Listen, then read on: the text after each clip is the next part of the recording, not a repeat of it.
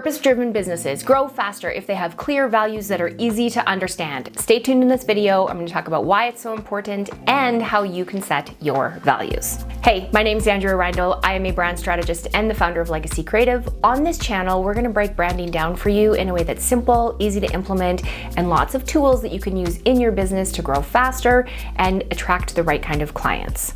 All right, today we're going to talk about brand values and why they are so important to your business. Having clear brand values in your business is like having Google Maps in your pocket all the time.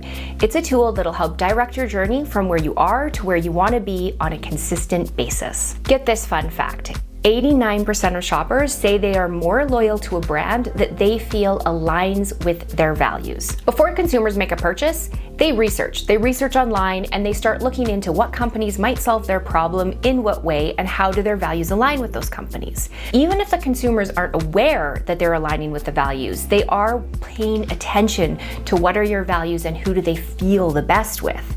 So let me ask you a question. How much better would your business be if 89% of your customers were loyal to you?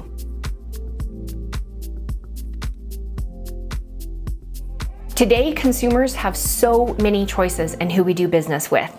I grew up in a small town, and in that small town, we had one gas station and one convenience store. When we needed something from a gas station or a convenience store, we only had that one store as an option. So it limited our choices, and whether my values aligned with those people or not really didn't matter because I really didn't have another option. However, in today's world, consumers and all of us have way more options, and for the most part, we get to do business with people we like. Today, when your consumers are making buying decisions, they are researching before they come to you and buy, and they're evaluating to see if your values and their values align. So if a consumer is looking for new jeans, they might be scrolling on Pinterest looking to see what kind of jeans suit their body, and then they're going to click through to that brand's website and see, do they like the way they feel in that brand, in their website? Do they like the types of models they use? Do they resonate with where the product comes from? Maybe they even resonate with where the product's built.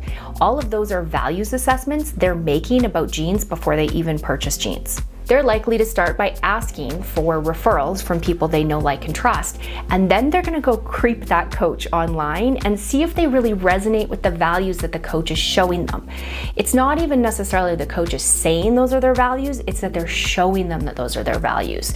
So people are making buying decisions based on, do they resonate with values? Here's another fun fact. 94% of customers are more likely to do business with a brand that shows transparency.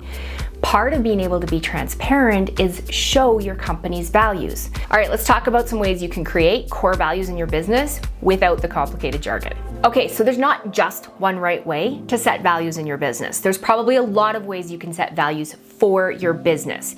Here's a few things I really like that I use often when working with private clients, and it tends to produce an amazing result. So a lot of people ask us, how many core values should they have in their business? What's the exact right number? Well, I'm going to share with you a little bit of brain science that will inform what the right number really is. In 1956, George Miller published an article called The Magical Number 7 Plus or Minus 2.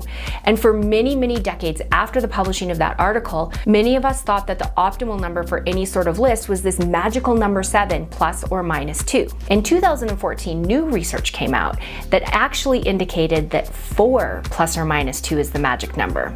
Do you know why that is? It's because people have a limited amount of working memory. The more we know about the brain, the more we can understand what people can remember and not remember and how the brain functions. One of the interesting things is that 4 is really the magical number, plus or minus 2. So what that means is, while there is no magical number, you want to try to keep your core values to only the essential ones so that people can remember them. And 4 plus or minus 2 really is no less than 2, no more than 6. All right, now that you know how many brand values you need, or about how many you need, let's talk about how do you actually go through the process of setting those brand values and feeling aligned with them and knowing that they're really the values you want to align your brand with. One of my favorite ways to do this is something I learned from a gentleman named Rick Sapio, and basically what you do is think about your favorite 4 plus or minus 2 people that you admire or brands that you admire. What are some qualities they have that indicate what kind of values they might have? And if you just think about those 4 plus or minus 2 people, and make a list of the qualities that you're really attracted to in them, you'll start to see that there's this pattern that emerges of, here you go, here's some things that might be indicators of what would be values that you want to align your business with. Another exercise that you can do to determine what some of your core values would be and what your core company values are going to be is to think about what really pisses you off about your industry. What is it that just like fires you up and makes you mad and you are violently against? That is always an indication of what core values of yours or of your businesses are being violated.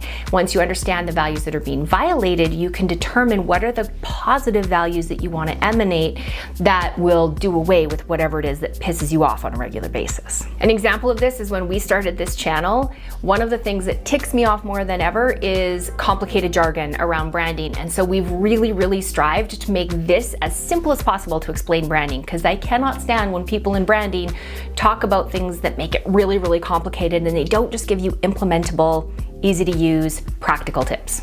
Another way to determine and help you set what are your core values is to start to become really aware of brands that you align and resonate with and what are their core values. And just get curious. Approach every interaction that you have with any brand, whether it's as you're buying groceries or your next car, start to notice how you align with brands based on their values. There's a lot of companies that have some really great value statements on their website. Go and read them, and read some that you resonate with and read some that you don't resonate with, and really pay attention to what do you want your brand to embody and how can you set values that will align with what you want your brand to show up as. Remember, frictionless growth comes from alignment. I hope this was helpful. If you want, please like or subscribe to our channel. We drop new videos every week and we'll be giving you lots of simple branding tips. See you next time.